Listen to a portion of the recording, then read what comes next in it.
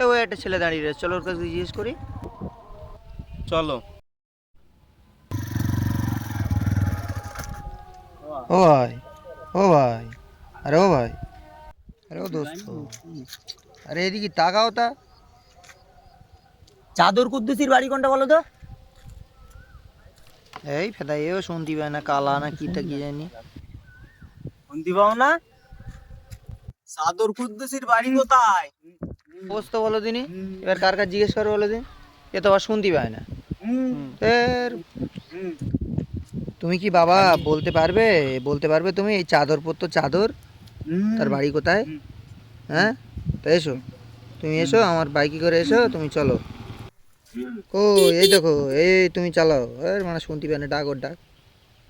এসো লাও, তুমি চালাও এটা।